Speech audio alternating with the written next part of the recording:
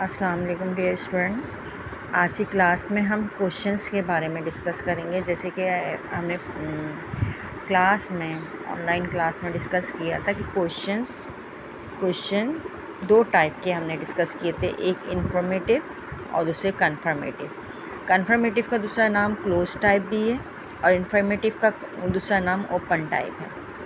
Confirmative question start with H V मतलब helping verb, ठीक है।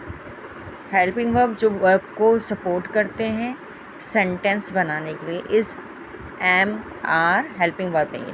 Was, were, has, have, had, will, shall, do, does, did. और informative ये start होते हैं, किससे स्टार्ट होते हैं? WH वर्ड से। What, where, which, who, whose, whom, how, whom, ठीक है। इन सब में क्या कॉमन है? WH कॉमन है, इसलिए इनको WH वर्ड्स कहते हैं।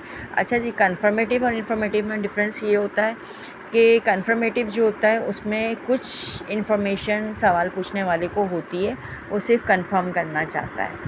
ये यस नो क्वेश्चन भी कहते हैं इसको। जैसे डू यू लर्न इंग्लिश, क्या आप इंग्लिश सीखते हैं? तो आप क्या बोलेंगे? अगर सीखते हैं तो यस आई डू, और नहीं सीखते तो नो आई डोंट। अच्छा, आर यू अ स्टूडेंट, क्या आप तालिब इल्म हैं? अगर हैं तो यस आई एम, नहीं है तो नो आई एम नॉट। सही है। जबकि इसमें हम डिटेल में क्वेश्चन देते हैं, इसमें ज़्यादा नहीं बोलते, यस और नो का ही आंसर देते हैं, हम और ज़्यादा तफसील नहीं देते, जबकि इसमें डिटेल में देते हैं। जैसे for example, why are you learning English, why are you learning English, why मैंने ऐड नहीं किया।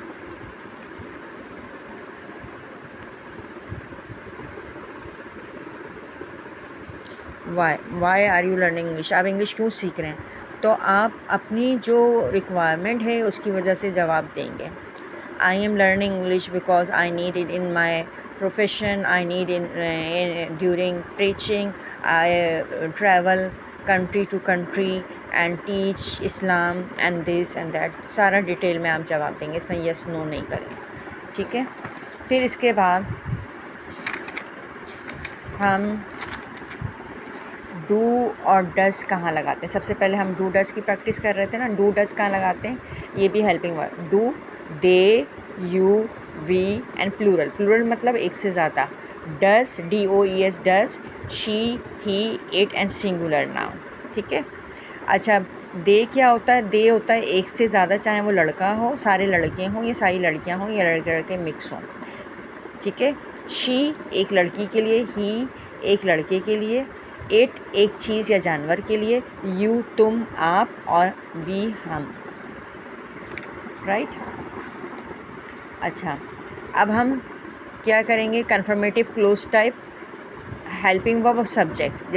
इससे हमें पता चलेगा हम डू किसके साथ लगाते हैं, डज के साथ। Do you, do they, do I, do we, do children. Children child एक, चिल्ड्रन बहुत सारे, ठीक है, एक से ज़्यादा। तो प्लूरल है इसलिए हमने डू लगाया।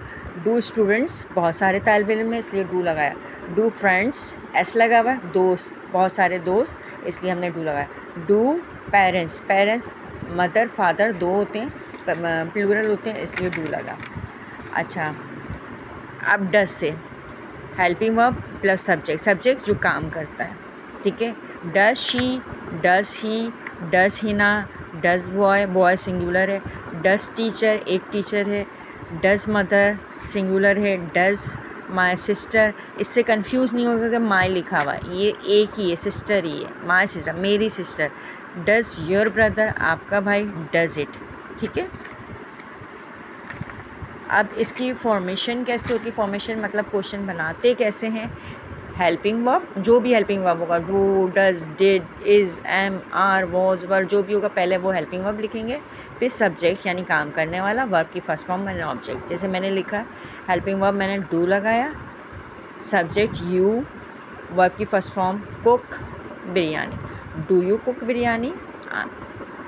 फिर डज से मैंने बनाया डज, सबा सब्जेक्ट, वर्ब की first form learn English, does Saba learn English. Right.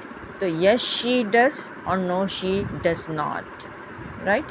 तो ये है कन्फर्मेटिव और इन्फॉर्मेटिव क्वेश्चन का इंट्रो।